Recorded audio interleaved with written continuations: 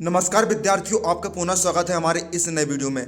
तो यदि आप सोच रहे होंगे कि ये पेपर यदि हमको असली वाला मिल जाएगा, तो मैं आपको बता देना चाहता हूँ, पेपर आपका बिल्कुल भी लीक नहीं होने वाला है। आपको बिल्कुल भी लीक पेपर नहीं मिलने वाला है, रियल पेपर नहीं मिलने वाला है। यदि आप जो है लीक पेपर के गारंटी में बैठे रहते हो, तो आप जो है परीक्षा में फेल हो सकती हो। तो बच्चों, यह आपका रिस्क है। मैं आपको इस वीडियो में कक्षा 9वीं विषय सामाजिक विज्ञान अर्धवार्षिक परीक्षा के लिए अध्याय 2 भारत के भौतिक स्वरूप के 4 ऐसे मोस्ट आईएमपी क्वेश्चन बताने वाला हूं, जो कि आपको परीक्षा में कल देखने को मिल सकते हैं। बच्चों, ये जो क्वेश्चन मैं आपको बताऊंगा, यह मेरी गेसिंग है। यह मैंने अपनी गेसिंग से निकाला हूं। मेरी गेसिंग जो है कभी फेल नहीं हो सकती है। तो बच्चों, जिनको यकीन हो मुझ पर, वही इस वीडियो को देखेंगे। जो बच्चे पढ़ना चाहते हैं, जो बच्चे मेहनत करके आगे बढ़ना चाहते हैं, जो बच्चे मेहनत करके परीक्षा में नाम बनाना चाहते हैं, वही मेरे वीडियो को देखना। और जिनको नहीं दिखना है, वे मत देखें। मैं उनसे ये कहना चाहता हूँ, जो बिल्कुल फर्जीवाड़े के चक्कर में रहना चाहते हैं, वे मेरे वीडियो को मत देखना। तो चलिए हम वीडियो को बिना किस देरी के यहाँ पर शुरू कर लेते हैं। तो देखिए बच्चों, आइए हम देखते हैं। यहाँ पर पहला क्वेश्चन आपको दिया है। आपको सबसे पहले मैं बता देता हूँ कि आपका जो इस अध्याय है, ये वाला अध्याय है, इसमें आपको जो है 3 अंक का एक क्वेश्चन आना है। ठीक है, तो मीडियम लेवल के क्वेश्चन रहेंगे आपके। तो चलिए पहला क्वेश्चन हम देखते हैं। वेरी मोस्ट आईएमपी क्वेश्चन है, वेरी मोस्ट आईएमपी क्वेश्चन है। बांगर एवं खादर से आप क्या समझते हैं? बांगर एवं खादर से आप क्या समझते हैं? तो बच्चों, यही क्वेश्चन जो है आपको बांगर, ये इस प्रकार से पूछा जा सकता है कि बांगर एवं खादर में अंतर लिखिए। तो दोनों के जवाब जो है आप अलग अलग बनाकर लिखेंगे। मैं आपको अभी बता देता हूं। सबसे पहले हम समझते हैं बच्चों, बांगर किसे कहते हैं। पुराने जलोढ़ अपसादों से निर्मित उच्च आकार के भूस्थल को बांगर कहते हैं।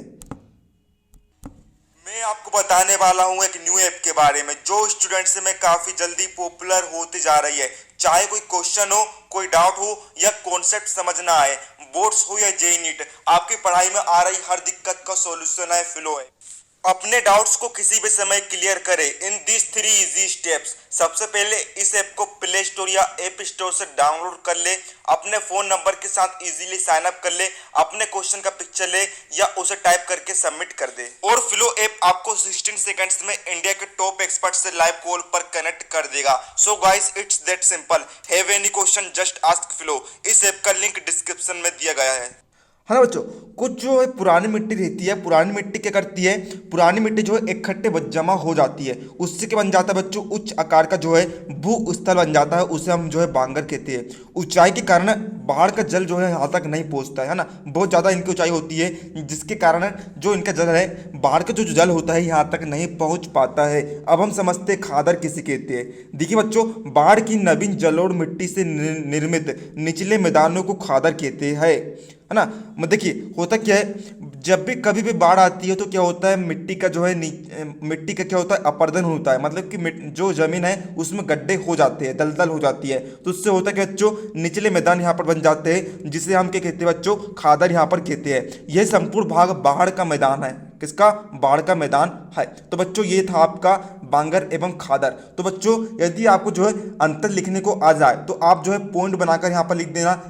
2 कॉलम बनाना, एक तरफ आप लिखेंगे बांगर, दूसरे कॉलम में आप लिखेंगे खादर। जैसे कि यहाँ पर देखिए, पहले पॉइंट में आप जो बांगर का ये लिख देना, दूसरे पॉइंट में खादर का आप ये लिख देना, याली लाइन। दूसरे पॉइंट में आप जो है बांगर की याली लाइन लिख देना, और खादर में आप याली लाइन लिख देना। तो बच्चों, ये इस प्रकार से जो है आप अंतर यहाँ पर लिख सकते हैं। अब हम देखते हैं बच्चों, अगला क्वेश्चन आपका यहाँ पर दिया है, ढक्कन के पठार या फिर दक्कन के पठार का संक्षिप्त वर्णन कीजिए। आपको बताना है कि दक्कन के पठार का आकार, है ना, आकृति कैसी है ना, उसके आपको जो है भूभाग का वर्णन कर रहा है। तो देखिए बच्चों, दक्षिण का पठार या फिर दक्कन का पठार एक त्रिभुजाकार भूभाग है, यानी कि त्रिभुज के आकार का। त्रिभुज ऐसा होता है ना, किस प्रकार का होता है बच्चों, त्रिभुज देखिए कुछ इस प्रकार का होता है ना। यहाँ सतपुड़ा, महादेव, कैमूर और मैकाल की पर्वत श्रृंखला है। इस पठार कठाल में पश्चिम में ऊंचा और पूर्व में कम ढाल वाला है। इसे स्थानीय रूप से मेघालय कार्वी एंगलोंग पठार एवं उत्तर कचार पहाड़ी के नाम से जाना जाता है। दक्षिण के पठार के पूर्व में पूर्वी घाटी एवं पश्चिम में कौन सी घाटी है बच्चों? पश्चिमी घाटी यहाँ पर है। तो बच्चों, ये था आपका दक्कन के पठार का वर्णन। आप जो है इसे अच्छे से समझ लेना, अच्छे से याद कर लेना। जो भी मैं प्रश्न मैं आपको बता रहा हूँ बच्चों, उसे मैं आपको जो है विस्तार तरीके से समझा रहा हूँ, ताकि आपने अभी तक कुछ भी नहीं पढ़ा है, तो भी आप जो इसे अच्छे से समझ कर आप इसे याद कर सके। चलिए अब हम देख लेते हैं। यहाँ पर अगला क्वेश्चन यहाँ पर आपको दिया है, वेरी मोस्ट इंपॉर्टेंट क्वेश्चन है बच्चों, वेरी मोस्ट इंपॉर्टेंट क्वेश्चन जरूर आपको जो है कल परीक्षा में देखने को मिल सकता है। पूर्वी तटीय मैदान एवं पश्चिमी तटीय मैदान में अंतर लिखिए, है ना।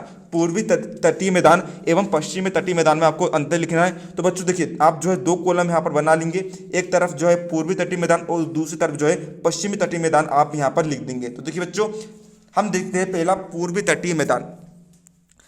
पूर्वी तटीय मैदान जो है बंगाल की खाड़ी के साथ विस्तृत मैदान, चौड़ा और समतल है ना। जो पूर्वी तटीय मैदान है बंगाल की खाड़ी के साथ मिला हुआ है और जो मैदान है चौड़ा और समतल है। जबकि पश्चिमी तटीय मैदान जो है पश्चिमी घाट के तथा समुद्र के किनारे संकीर्ण मैदान है ना, संकीर्ण मैदान है, ठीक है। पश्चिमी घाट के किनारे तथा समुद्र के किनारे क्या है, संकीर्ण मैदान है। दूसरा हम देखते हैं, तट को उत्तर में उत्तरी सरकार तट एवं दक्षिण भाग को कोरामंडल कहा जाता है। और पश्चिमी तटीय मैदान का हम देखते हैं, तट के उत्तरी भाग को कोंकण तट, मध्य को कन्नड़ का मैदान मालाबार तट कहते हैं, है ना। इसे आप जो अच्छे से याद कर लेंगे। तीसरा, पूर्वी तट की प्रमुख नदियां महानदी गोदावरी, कृष्णा और कावेरी है जो विशाल डेल्टा बनाती है ना। पूर्वी तटीय मैदान में पूर्वी तट की प्रमुख नदियां है जो क्या बनाती है, विशाल डेल्टा बनाती है। और इसमें जो है कौन कौन सी नदी आती है, माही, साबरमती, नर्मदा और ताप्ती आती है। तो बच्चों ये था आपका ये अगला क्वेश्चन। अब बच्चों यहाँ पर जो आपका लास्ट क्वेश्चन आपको बताने वाला हूँ इस वीडियो का, ये है आपका, भारत को कितने भौतिक विभागों में बांटा गया है, किसी एक का वर्णन करिए। बच्चों ये भी जो है काफ़ी मोस्ट इंपॉर्टेंट क्वेश्चन है, आपको इसकी प्रिपरेशन कर ली नहीं है ना। भारत को कितने भौतिक विभागों में बांटा गया है, किसी एक का वर्णन आपको करना है। तो देखिए बच्चों, भारत के प्रमुख भौतिक विभाग निम्नलिखित है। पहला है हिमालय पर्वत श्रृंखला, दूसरा है उत्तरी मैदान, तीसरा है प्रायद्वीपीय पठार, चौथा है भारतीय मरुस्थल, पांचवा है तटीय मैदान, छठवा है द्वीप समूह। इन सभी को आपको जो याद कर लेना है। हम जो है किसी एक का वर्णन कर रहे हैं, तो हम यहाँ पर वर्णन कर रहे हैं बच्चों किसका, हिमालय पर्वत श्रृंखला का हम यहाँ पर वर्णन कर रहे हैं। तो देखिए बच्चों, भारत